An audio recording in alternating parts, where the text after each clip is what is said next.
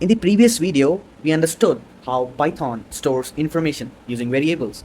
But have you ever noticed something interesting in Python? Like if I write number 25 and if I write 25 under quotation marks, either single or double, like they almost look the same, but in Python they are completely different.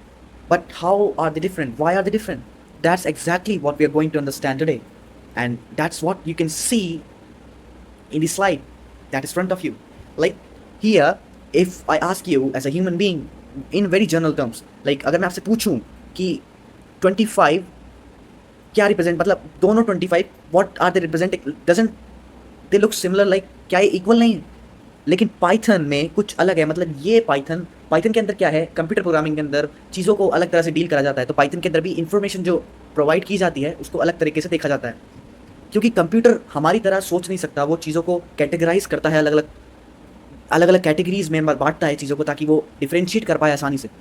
That is why Python uses something called data types. Python data types नाम के concept को use करता है, एक category को use करता है, जिससे वो डिफरेंट टाइप्स ऑफ डेटा को जो उसे इन्फॉर्मेशन प्रोवाइड होती है उसे डिवाइड करता है, उसे कैटेगराइज करता है, ताकि उसे वो यूज़ कर सके उसी हिसाब से। अब वो कैसे, उसको समझते हैं कि डेटा टाइप एक्चुअली में होता क्या है। पहले डेटा टाइप हमें जानना होगा। So what exactly is the definition of a data type? Now think about people for a moment. Like every person has a identity. हर एक पर्सन की अपनी आइडेंटिटी होती है, लेकिन कॉमन क्या है कि सब इंसान है, लेकिन हर किसी की एक अलग आइडेंटिटी है, हर किसी का एक अलग नाम है, हर किसी की एक अलग पहचान है, सरनेम सबका अलग अलग है, और इफ लाइक हर किसी की एक स्ट्रक्चर अलग है बॉडी का। But the common thing is that they all are human.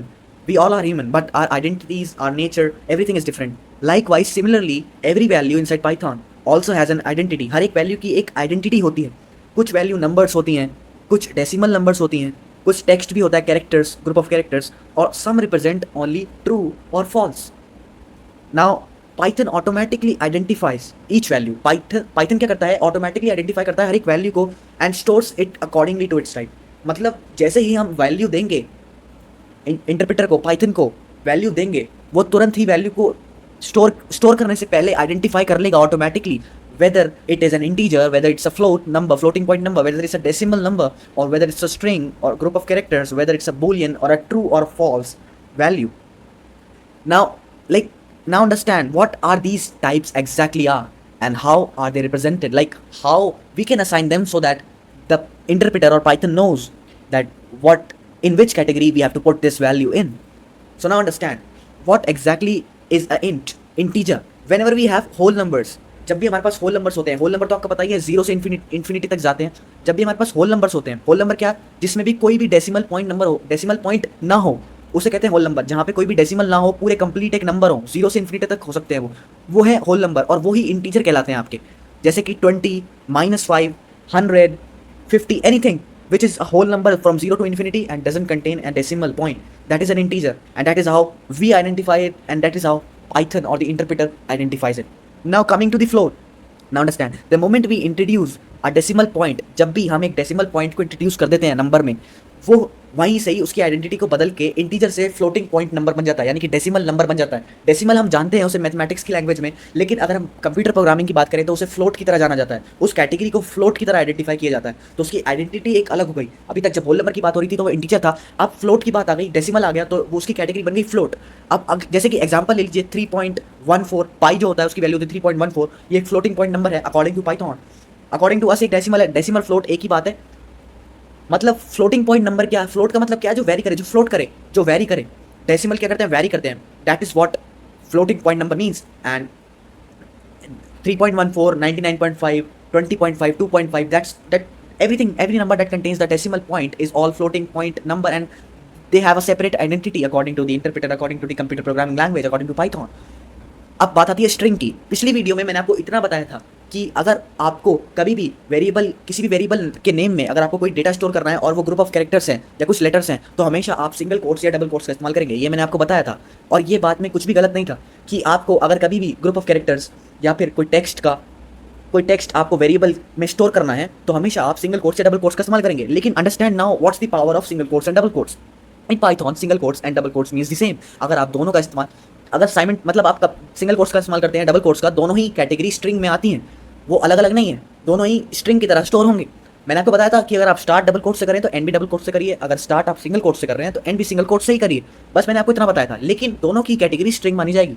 अब आप समझिए, anything enclosed inside those quotation marks becomes a string. जो असली पावर है वो कैरेक्टर्स या ग्रुप ऑफ कैरेक्टर्स या लेटर में नहीं है।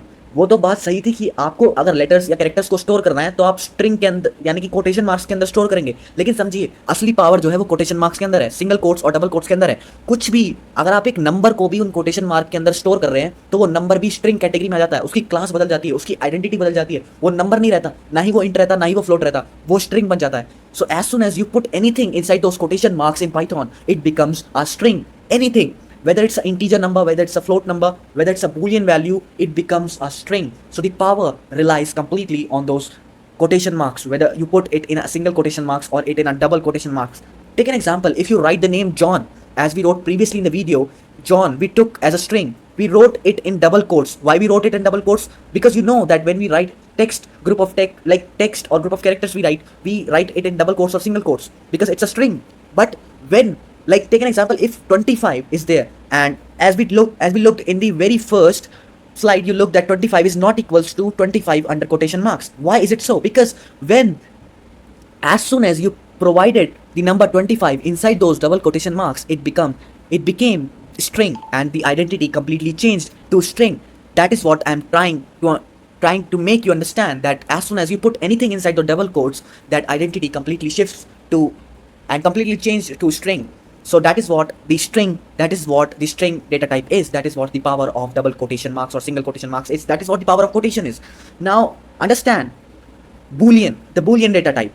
What is exactly the Boolean data type and why do we need that Boolean data type? Sometimes we want to know whether something is true or false. Sometimes we want to verify something. Like in real life also, we have like several kind of situations in front of us. We want to figure it out what kind of situation is right in, like, what kind of situation is wrong, what is true and what is false. We have to figure it out at every step, at every point in our life. So that is how we do it programming as well. We have the point of understanding like what is true and what is false. We face the situation when we want to figure it out, what statement is true and what is false. That is how programming works. That is how logic works. Logic building is completely built on these Boolean data types. Now understand what exactly is Boolean. Now I told you, मैंने आपको बताया कि जब भी हमें फैसला करना हो कि कौन सी चीज़ सही है या कौन सी चीज़ गलत है, जब भी हमें वेरीफाई करना हो, क्रॉस चेक करना हो कि क्या सही है और क्या गलत है, हम रियल लाइफ में भी ऐसा करते हैं, हम अपने फैसले लेते हैं। लेकिन कंप्यूटर प्रोग्रामिंग लैंग्वेज वो नहीं जानती, वो हमारी तरह दिमाग नहीं रखती, वो हमारी तरह सोचने समझने की शक्ति नहीं रखती, उसको कुछ रूल्स चाहिए। तो उसके लिए एक डेटा टाइप बनाया गया है, बूलियन डेटा टाइप, जो कि वेरीफाई करता है चीज़ों को, स्टेटमेंट्स को ट्रू और फॉल्स के बेसिस पर। मतलब जो उसका आंसर होता है, जो उसका आउटपुट होता है, वो केवल ट्रू और फॉल्स ही होता है based on the statement, based on the situation. So now understand with the example. Now understand, if with a real life example, now I'm showing you in VS Code. Now I'm taking several variable names. Like first I'm taking the age as 21, and then I'm taking height or name. First I'm taking name, and then because it's name, like it's common sense, ये common sense कहलाती है कि, और एक good practice भी कहलाती है programmer की, कि वो वेरिएबल का नाम जैसा दे रहा है वैसा ही डेटा उसमें स्टोर कर रहा है। क्योंकि it's not something only about to be stored in textbooks और only to be given as exams. Like it is very important thing, ये रियल वर्ल्ड में इस्तेमाल होता है। तो इसके लिए आपको अपना कॉमन सेंस भी इस्तेमाल करना है और आपको प्रॉपरली चीज़ों को करना है। तो नेम के अंदर नेम ही स्टोर करेंगे, हम लिखते हैं जॉन। अब बात करते हैं, एक अलग वेरिएबल लेते हैं जिसमें वेरिएबल का नाम रखते हैं हाइट, और हाइट को हम यहाँ पे स्टोर करने वाले हैं। हाइट को हम स्टोर करते हैं, मान लीजिए हम हाइट को स्टोर करें डेसिमल में, इन इंचेस, इन फुट्स। सो 5.8 अगर हम कर रहे हैं हाइट को store, so it's a decimal. So decimal हो, कोई भी तरह का नंबर हो, डेसिमल हो, नंबर हो, ये सब नंबर में, नंबर कैटेगरी के अंदर ही आते हैं। इंटीजर हो, फ्लोट हो, सो ये तो नंबरों के ऊपर कभी भी कोटेशन मार्क्स नहीं लगता, ये आपको पिछली वीडियो में बता चुका हूँ। और एक नया वेरिएबल लेते हैं, is student. What does is student variable name suggest? ये वेरीफाई करेगा कि ये स्टूडेंट एग्जैक्टली है या नहीं, और इसके अंदर एक वैल्यू स्टोर करते हैं ट्रू। ये हमने स्टोर करा। Now you would say that true तो एक कैरेक्टर स्ट्रिंग है, मतलब स्ट्रिंग है, it is a group of characters, it is a text. Then how you are not storing, why are you not storing it in quotation marks?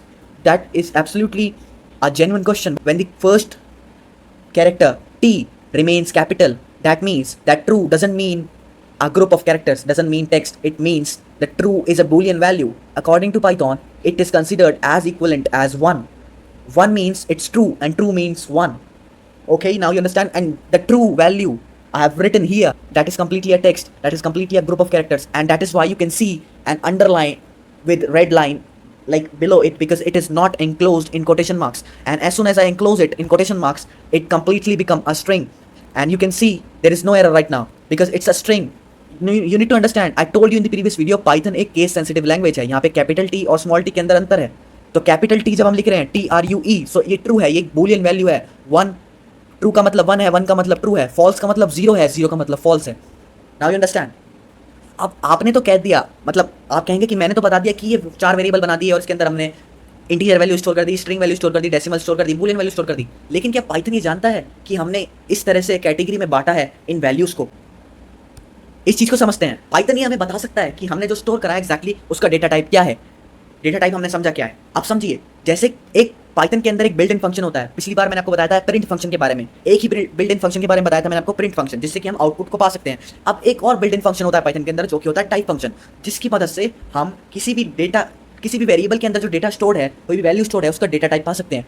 मतलब अगर variable के अंदर एक वैल्यू स्टोर है तो उसका डेटा टाइप पाने की जो तरीका है पाइथन के अंदर, वो है एक फंक्शन, बिल्ट इन फंक्शन, जिसका नाम है type function. And the syntax is in front of you. Like first you have to use the built-in function print because you need the output, and then you have to use the built-in function type because you need the data type of that, and then you need in the parentheses you need to type the variable name for which the value you have to like verify which data type it is. Now see here, अब हमारे पास 4 variable हैं. 4 variable के अंदर आप देखिए कि Python कैसे बताता है, पाइथन को कैसे पता है कि ये 4 वेरिएबल का डेटा टाइप क्या होगा. Now understand. अब इस चीज़ को समझते हैं. अब मैं आपको दिखाता हूँ. अब मैंने लिखा प्रिंट टाइप, जो कि मैंने आपको अभी सिंटेक्स बताया. टाइप के अंदर वेरिएबल नेम दिया as. Now you understand. Now you will know that how Python knows the data type and how can we know through Python with the type function. Now I am running it. Now you can see as soon as I run it, output comes as what was shown in the slides. Class. The class is, that means don't confuse right now with class. Class is a separate topic that would be taught to you, but right now just understand it as a category. Category क्या है? Integer. As की category, जो as के अंदर data stored है वो एक integer category में आता है. जो नेम के अंदर डेटा स्टोर्ड है वो एक स्ट्रिंग कैटेगरी में आता है. जो हाइट के अंदर डेटा स्टोर था वो एक फ्लोट कैटेगरी में आता है. और जो इस स्टूडेंट के अंदर डेटा स्टोर था वो एक बूल कैटेगरी में आता है. So other than these 4 data types, these were the 4 main data types, but other than these we have most major data types which are used in real world project building, which are list, tuple, dictionary, set, range, bytes, and none. These all are the data types which are used and will be used further in the learning of Python, in the journey of Python, when we build things, real things. And the 4 data types that I told you that are majorly used and that are common data types that would be used in every program you make, and these all would also be used. These are very important. These we will discuss in further videos. That is all about data types in Python.